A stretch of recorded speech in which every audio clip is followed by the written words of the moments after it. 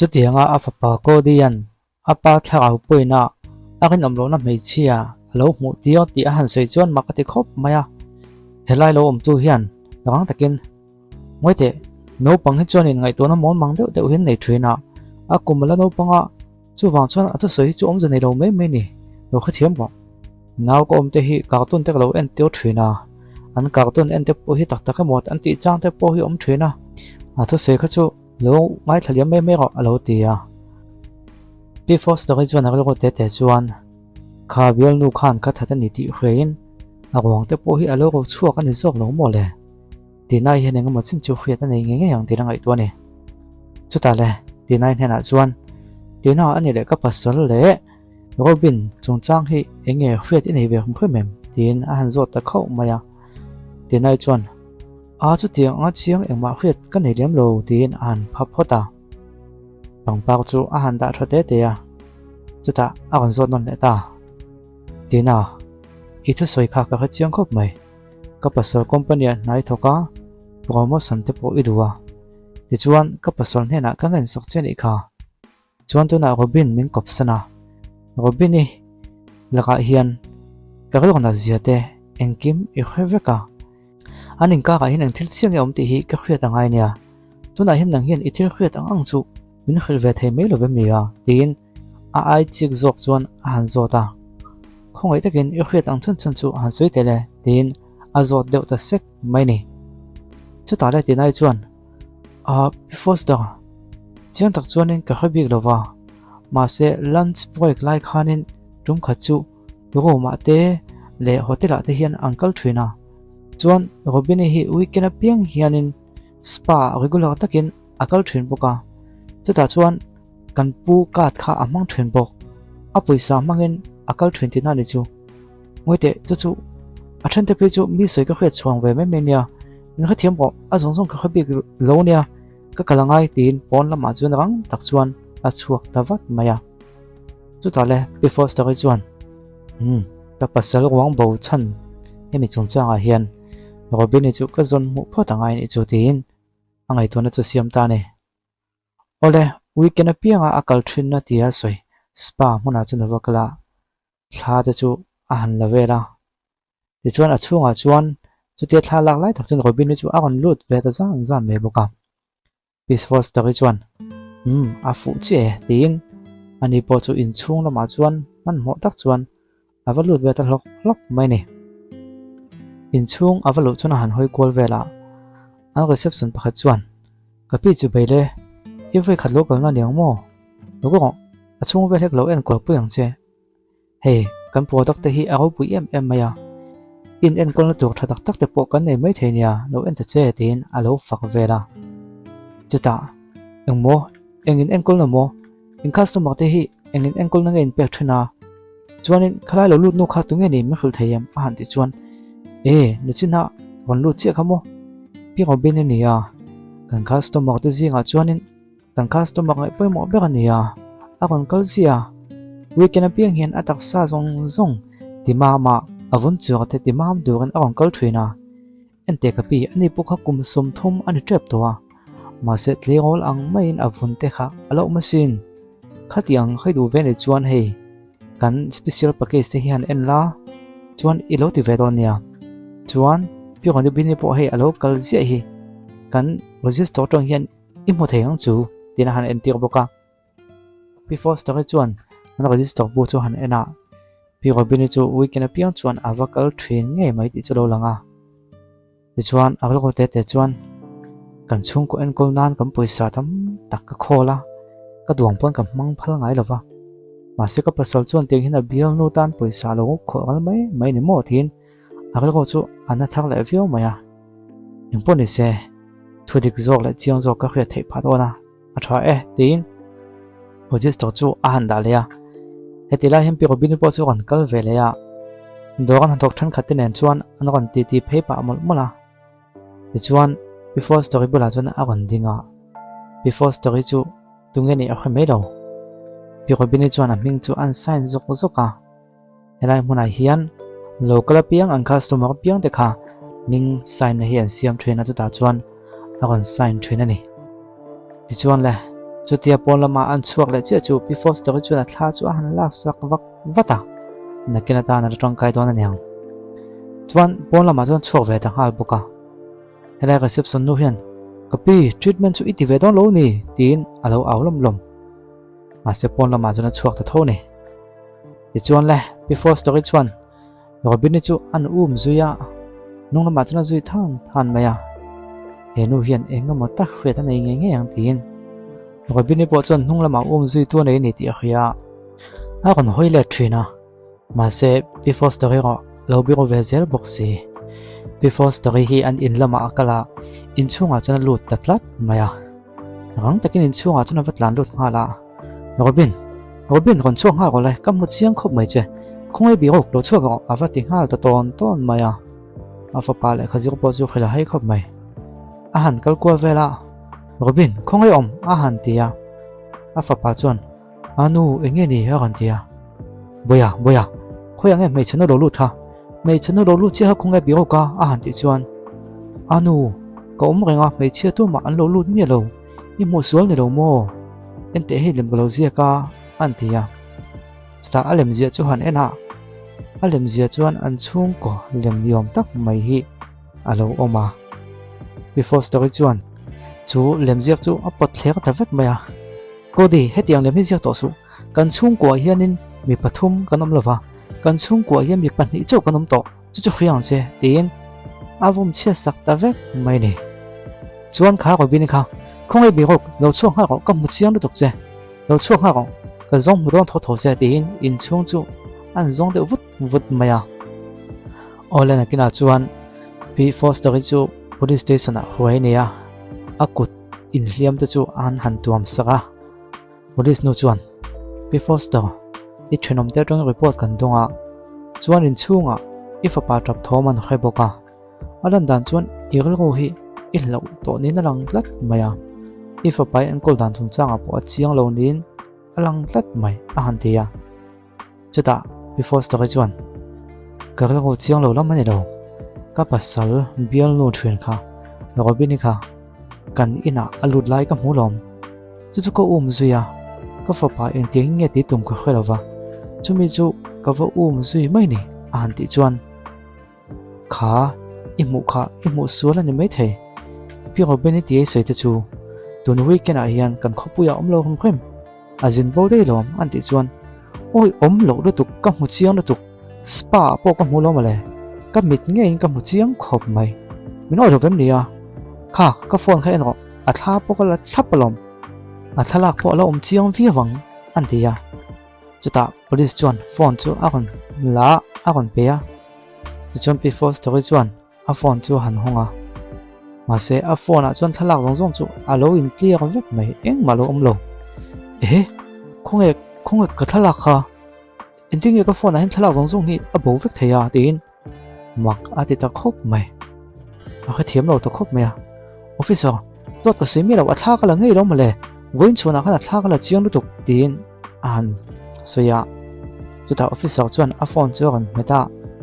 CCTV a zana robini azui lai nia soi lai vel chu alo lang lek mai kha pi robini azui nia soi kha pi robini ni lovin me chadang mail pu lo ni zo ka chuta le before story chuan ma ka te khop mai moi te he chu siam chop ani lo mo an ti chuan police chuan hi kholaya CCTV kan da thonga an la ka nia siam chop ani lo chuan iche dang vel kan en hian I pasal me chadang lo kop ti chu kam poma chuta chuni thinam em awangin I pasal chu ti hlumta awang po khoya moi thuko ni ti hi kan chui chu tan chuni chuwang chuan I pasal wang chu khoya ngai thu rok soi mai la enki ma fel ne mai a han ti chuan ni lo ka thuko lo ka ti ni lo ka thuko lo a han ti ya ani le pasal thina chunin hom noi nei nem tin han zot le ai tin a lu chu han thing le View Foster ka tu soi ngon de ngai thala thu dik tak min khadang che ani lo chon aboi thak tel don ania an te ya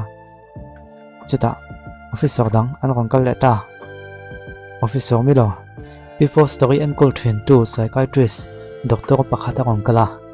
helai huna hian a patient ani thu a ron soya a ron kala ni an te ya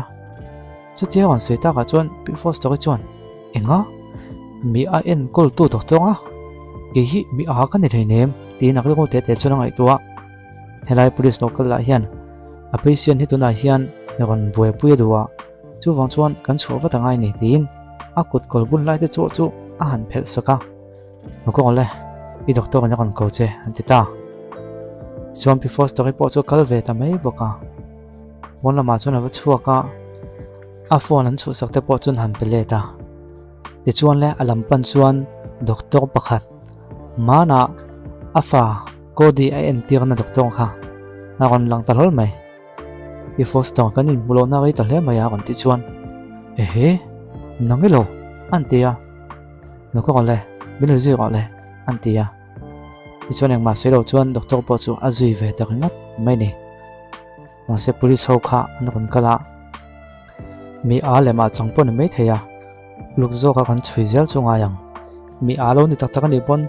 tual that tu ni chuan a him na chan tu om chuang lo nia antia abulami officer hian kapi tual that tu ani lo pon ni mai thesin khol mangin to to senge selo ti po kan endik vek to wa chuan engkim ma kha kan fin fi vek to sia alo tia nie ka khelom chuan nie a pasal chu ama tha po alo ni lo ni mai theya alo ni mai the boka chu tu na hin kan chui chuak don ga yanga chu wang chuan kha khol manga endik na te kha chu khol mang ve mai nia thil kal sual pal thei po nia ama hi chik zo kha kan chui chian ngai don ani ntia ni ole helai doctor hian ago ma foi lo ta before story po tu thadeu sanan thu ve a doctor hian police hovin min kon biak lai khan ka kon lam nga lang cheka tia ma se ka kon tlai de hlek ani anti chuan inga police hovin kon biak chemo inga tinge nang man kon biak che a anti chuan I chung te phone an tuma ma se chung te biak na tu number kha an khe tamai si lova I phone khan cheka ta chuanin I call list an en khan I lo biak to thina khan ka number khan muwa ti chuan me kon phone ta ni tin an soya kodi ifa pane na inkal san tak nu khan kon biak chu ko tuma ma se ka phone call in pick up thei box si lova chu wang chuan buina engama tak in tok ani ka ringa nang mani trompui chu hi ka tum beka nia engma lo thon ti om lo nia ani tak se chuan kumlikal ta khan in company hian kanin mudei to a min kha to lo mai theya a han thia chu ti han se ta ka chuan before story chuan ma ka ti ta khop mai han ngai to le tele kumli liam ta khan ke hi I doctor ka nia lom chuan nang ma enkol thrin tu che ka nia nawi chet la ya enkol tu che kha ke ma hi ka nei le khriam an te ya before story chuan nilo naw chet nila enting e kodi hilo pian so thayang police laga tanga min chan hima du wangin do ta soi ni don he tina ngai tua before story chuan ani la doctor tun mai na khato kan ni chuan ka fa pa ka kon khwai lai khan enga tinge I soi si lo kan voi khatin munang khan yom sia chu wang chuan eng trick nge play tum chu ka khalawa ma se thil pakhat kan khurang che nang hi tu ne na thokho nge ni ka khalo ka pasalo wang hi an zong mo ningot lo chuan ke ma la ka tong he chun eng ma seitung ka nei love an te ya chata doctor chuan nang ma la ka tong hi ni pasal chung chang khriat tum ka nei nem police ho hian I pasal wang an zong mo thei don lo bok ti ka khrialom a kan tia inga ingi ni seom je chu an ti chuan a chan chu I pasal kha a thi reng reng hle nem a kan ti ta mak a ti ta khop mai na kon meng phok ta view maya chuta doctor chu kon kal na ya kha hi en ro tin file pakhathi a kon pe ya kha mini khan dam doi na man mo takin I lo kala ma se van doi thak takin inau kha I chiat tatlat maya ti chuan I ron ha chu khan nang ma en kol kha ingai chun zum ta I ro kha a boi ta dewa ti chuan ke ma hian ke en kol ta vek che a khang thil thang zong kha I he to lo ni mai thei tin tun ma thil thleng kha aron langa khatia angai to na an boi chun zum khan pi for story hian thungai ngot mai soya ka thata ni tin aphun maya chung ta chu a han khol via chuan pi for story chuan ka thata ni rom ni ka that nge in ka khasia a han tia ma se doctor nu hian I that le nem khatiang ngai dan in ei tlat na chan kha haksat na I thuaka khan a tlat maya chu chuan i ngai tu na te kha ataka thleng angin angai tir tla chia chu wang ni tin an khol fia tuna idin munang he chu awang khop maya mitam takin hetiang ang hi an nei ngai zen lova chu wang chuan enkol na special takin imamone ke hian ke enkol thrin che ni tinan soya nilo ka la khrialom tuin ka khaya chuanin banga ka thuk ruwa bangpo ka siam vekalom enting he chu tiang chu nei theyang a han tia a doctor hian ani le bangi siam lai chuan brick kha atung zongin nge ituna abok zongin ila kha theyam a han tia a han ngai tu wangwanga a khai mai theilo kha ta khane ka soyom je chu thil thleng ni in khia ma sep chiang takin han zo tila a thlen dan tak chu i khet phok theilawang a chan chu thil thleng tak tak ni rovin suang to na mai lom ateta chu ta le before story chuan ngai to le wangwanga khang thil thleng zong kha thil thleng tak ni lo tu ka tan chuan maka di khop mai ani le police hovin banga thisen an mu te kha khang te kha inge ni om zian ni ta kha banga thisen kha ka pasal khami thisen nei ang chia tiran soi sia tinan soi le ya nie adik ngei lom kha ai mil thap maya kha to ta ni lo achan chu I pasal ne na inin ti thiam lo lai khan kutinin thak ngei maya athisen kha banga khana kai ve tla tani ma sei thisen po banga kai boka khatiang khan inat na hi I pasal khan a khchiang em maya chu chu em changa lain I thatta ni angai thei turin khatiang khan akal san chia ma se ne na ta ka chuan I pasal chu ladama abial nu nen khan an tlan bo lom chuan nangma tha ngei nin in ngai boka chu chu em changa alata ni tina seita before story chuan oi om lo lutung naw ko chia ti ro kha ani chung ko di tu nge ni tang ko di kha khoya nge ko di ka fa pa nge ne lom entinge ani thei han sui fiate an te le ya chuta doctor hian nie ko di kha chu a nge ya kha chu suang to na ne lo ma se poi mo lai zok chu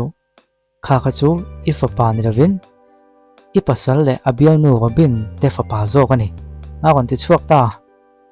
ole achun zom chu episode le kan kon tiang lo chu hon lo chang la kan kon ti chu achun zom le fa don ni o